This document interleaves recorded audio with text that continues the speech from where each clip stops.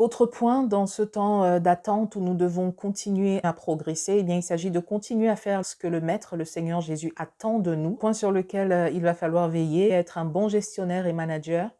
des biens et des dons que Dieu vous a donnés. Donc, servir votre communauté et l'humanité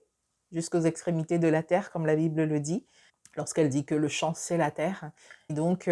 cultivez votre champ, le domaine ou les domaines dans lesquels Dieu vous a positionné, Dieu vous a appelé à briller, à régner, à influencer, à restaurer, à intervenir en son nom pour que ses standards et sa puissance puisse s'y manifester, le bien qu'il veut y faire puisse être accompli. Donc, il s'agit d'être des bons dispensateurs des grâces de Dieu qu'il vous a confiées, en connaissant, comprenant et accomplissant votre mission particulière. Dieu nous a tous demandé d'être la lumière du monde et le sel de la terre.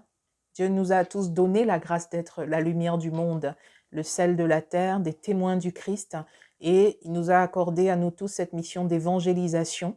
mais aussi cette mission de mettre au bénéfice des autres, notamment dans l'Église, les dons reçus parce qu'ils sont donnés, rappelons-le nous, pour servir à l'édification commune et non pas pour un but personnel. En faisant toutes ces choses, vous affermissez et vous affermirez votre vocation céleste.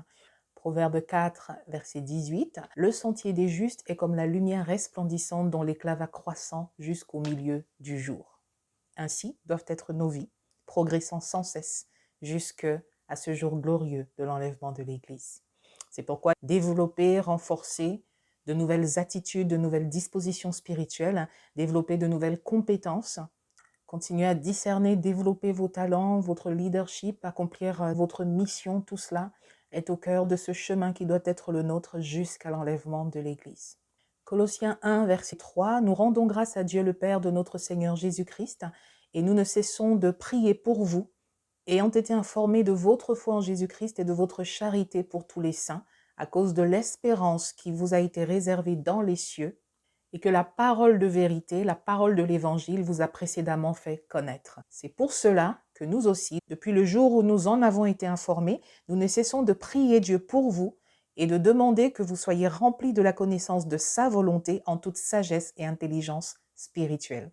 pour marcher d'une manière digne du Seigneur et lui être entièrement agréable, portant des fruits en toutes sortes de bonnes œuvres et croissant par la connaissance de Dieu, fortifié à tous égards par sa puissance glorieuse, en sorte que vous soyez toujours et avec joie persévérants et patients